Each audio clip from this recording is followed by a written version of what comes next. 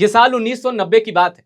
लीना शर्मा नाम की एक महिला उत्पलपर्णा हजारिका के साथ दोनों रेलवे में नौकरी करती थी। ये दोनों महिलाएं, इन दोनों ने सफर शुरू किया दिल्ली से अहमदाबाद का। रेलवे में नौकरी करती थी, अलग अलग शहरों में ट्रेनिंग होती थी, जिस वजह से ये कभी इस शहर कभी उस शहर भागना पड़ता था। तो जब दिल्ली से अहमदाबाद ये जा रही थी, इनके पास रिजर्वेशन टिकट नहीं था, जिसको चालू टिकट कहते हैं, वो इन्होंने लिया और ट्रेन में बैठ गई। अब जाना भी अहमदाबाद जरूरी था, इसलिए रिजर्वेशन की परवाह नहीं की। ट्रेन में एंटर होते ही उन्होंने टीटी से पूछा कि क्या हमें कोई सीट मिल पाएगी, हम दोनों महिलाएं हैं, अगर सीट मिल जाए तो बहुत बेहतर है। टीटी ने कहा कि आज तो चांस ही नहीं है, पूरी ट्रेन फुल है। इसके बाद वही टीटी उन दोनों महिलाओं को एक बर्थ में ले गया, बर्थ में स्पेशल सीट थी, वहां ले गया। स्पेशल मैं क्यों कह रहा हूं, क्योंकि टीटी को पता था यहां कौन बैठा है। टीटी ने कहा कि ये दोनों सज्जन है, ये रेगुलर पैसेंजर हैं, इनको मैं जानता हूं, ये दोनों बहुत अच्छे लोग हैं, ये दो आपको सीट दे देंगे।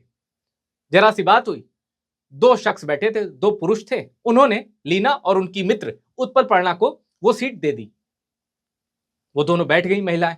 उसके बाद जब रात में सोने की बारी आई तो वो दोनों पुरुष जिन्होंने अपनी सीट दी थी, वो चादर बिछाते हैं और ट्रेन के फर्श पर लेट जाते हैं।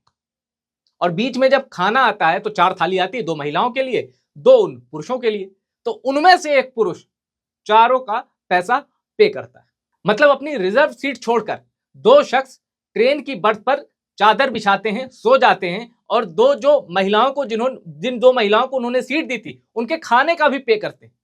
जानते हैं ये 2 शख्स कौन थे? वो 2 पुरुष कौन थे जिन्होंने लीना और उनकी फ्रेंड के लिए सीट छोड़ी? एक का नाम था शंकर सिंह वाघेला और दूसरे का नाम था नरेंद्र दामोदर दास मोदी। शंकर सिंह वाघेला 1996 में गुजरात के मुख्यमंत्री बन चुके थे, बीजेपी के धाकड़ नेता थे, बाद में फिर पार्टी से रिवोल्ट किया, वो कहानी आपको पता होगी। और नरेंद्र मोदी 2001 में बीजेपी के मुख्यमंत्री बने और उसके बाद से राजनीति में जो उनका सफर है वो अनवरत जारी है। अब ये कहानी मैंने आपको क्यों सुनाई, 1990 की कहानी मैंने आपको क्यों सुनाई? इसलिए कि उसी ट्रेन में अब ऐसे भी यात्री सफर कर रहे हैं, ऐसे भी जनप्रतिनिधि सफर कर रहे हैं कि जिनको अगर आप सीट नहीं देंगे, जिनसे आप किसी बात पर जरा सा भी उलझेंगे, तो उनके समर्थक आएंगे और आपको पीट कर चल देंगे। झांसी के बबीना से बीजेपी विधायक राजीव सिंह पारिशा पर अब पार्टी गर्म हो गई है। उत्तर प्रदेश बीजेपी ने बकायदा नोटिस जारी करके 7 दिन के अंदर जवाब मांगा है और यह भी कहा है चिट्ठी में कि आपका जो कृत्य है उससे पार्टी की छवि धूमिल हुई है।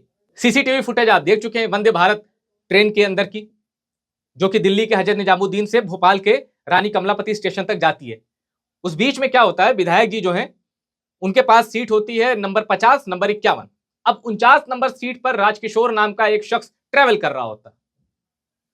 विधायक जी उनके पास जाते हैं, कहते हैं अगर 49 आप दूसरी सीट पर चले जाइए, ये सीट हमें दे दीजिए, तो हमारी पत्नी भी है, हमारा बच्चा भी यात्रा कर रहा है, साथ में हो जाएंगे। अब ये उस शख्स की चाहत है, वो करता है या नहीं करता। हालांकि उसे करना चाहिए था, लेकिन अगर नहीं भी करता तो कोई अपराध नहीं कर दिया उसने। अगर वो सीट नहीं बदलना चाहता तो कोई अपराध नहीं है, उसने सीट बदलने से मना कर दिया। इसके बाद झांसी स्टेशन आता है, ट्रेन रुकती है, 8-10 गुंडे ट्रेन में आते हैं, पूछते हैं कि कहां है वो, इशारा मिल जाता है, राजकिशोर की पिटाई शुरू हो जाती है। नाक से खून बहने लगता है, इतनी पिटाई होती है कि वो फुटेज आप देख चुके हैं। और राजकिशोर इतना डर जाते हैं कि मीडिया के सामने कुछ भी बोलने से इनकार कर देते हैं। ट्रेन के यात्री बताते हैं, पूरा एक महिला की तो बाइट भी है जो कह रही है कि राजकिशोर जी ने सीट नहीं दी और उनको मारा पीटा गया। एक पूर्व मंत्री भी उसी ट्रेन में सफर कर रहे थे, उनके सामने ये सब कुछ हुआ। राजीव सिंह पारिशा जो कि बीजेपी विधायक हैं, एकदम वहीं खड़े थे जब ये गुंडे मार रहे थे राजकिशोर सिंह को। पूरा आरोप है कि उनके समर्थक थे, इन्होंने फोन करके बुलाया था, समर्थक आए ट्रेन में और राजकिशोर को पीटना शुरू कर दिया। अब होता क्या है, जीआरपी में राजकिशोर के खिलाफ विधायक जी शिकायत दे देते हैं, एनसीआर, कि ये बदसलूकी कर रहे थे मेरे और मेरे परिवार के साथ। तो जिस तरह मारपीट की फुटेज सार्वजनिक हुई है, मुझे उम्मीद है कि राजीव सिंह जी वो फुटेज भी सार्वजनिक करेंगे जिसमें राजकिशोर इनके और इनके परिवार के साथ बदसलूकी कर रहे थे। और ये सब कुछ होता है वंदे भारत एक्सप्रेस में। नरेंद्र मोदी के ड्रीम प्रोजेक्ट में से एक है वंदे भारत के जरिए देश के कई ऐसे राज्यों को दूसरे से कनेक्ट करना जिनके बारे में हम सोचते थे कि अरे वहां कैसे ट्रेन से जाया जा सकता। जैसे श्रीनगर तक अब वंदे भारत एक्सप्रेस दौड़ती है। नरेंद्र मोदी का यह ड्रीम ऐसे विधायकों के चलते, ऐसे जनप्रतिनिधियों के चलते कहां तक पूरा हो पाएगा। नरेंद्र मोदी यात्रा को सरल सुगम बनाने में दुर्गम इलाकों तक ट्रेन पहुंचाने में लगे हैं और प्रतिनिधि ट्रेन के अंदर प्रतिनिधियों के समर्थक ट्रेन के अंदर यात्रियों के बीच दहशत फैलाने में लगे। बीजेपी ने एक्शन लिया है, स्टेट यूनिट ने, और कारण बताओ नोटिस जारी कर दिया। 7 दिन के अंदर राजीव सिंह को जवाब देना पड़ेगा, वरना एक्शन उनके ऊपर होगा। बीजेपी के स्टेट चीफ भूपेंद्र चौधरी भी इस घटना को लेकर सख्त रवैया अपनाए हुए हैं। 7 दिन का वेट कर रहे हैं कि देखें विधायक राजीव सिंह पारिछा अपने बचाव में क्या कहते हैं। और जो मैंने नरेंद्र मोदी की कहानी सुनाई 1990 वाली शंकर सिंह वाघेला की, वो कोई हवाई कहानी नहीं है। लीना शर्मा और उनकी जो मित्र हैं उत्पल पर्णा हजारिका भारतीय रेलवे में बहुत ऊंचे पोस्ट पर हैं और उन्होंने अपनी ये कहानी द हिंदू में प्रकाशित करवाई है। लीना शर्मा भारतीय रेलवे में centre for railway information system में जनरल मैनेजर रह चुकी हैं, तो दूसरी उत्पल पर्णा हजारिका रेलवे बोर्ड की एग्जीक्यूटिव डायरेक्टर रह चुकी हैं। और यह मत सोचिएगा कि इस घटना का खुलासा, इस घटना के बारे में नरेंद्र मोदी ने ही दुनिया को बताया।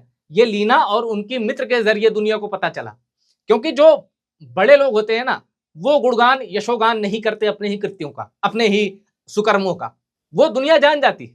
और वैसे ही दुनिया ये भी जान चुकी है कि वंदे भारत एक्सप्रेस में जो हजरत निजामुद्दीन से भोपाल के रानी कमलापति स्टेशन तक जा रही थी, वहां झांसी स्टेशन के बीच उत्पात किसने मचाया।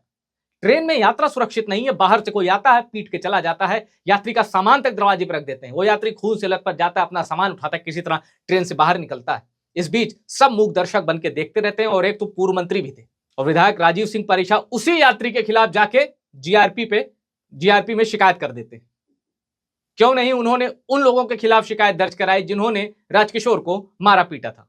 बीजेपी से जुड़े 2 लोगों की कहानी बताई, ट्रेन के अंदर की कहानी बताई। अब आप तय करिएगा कि जनप्रतिनिधि कहलाने का हक किसको है।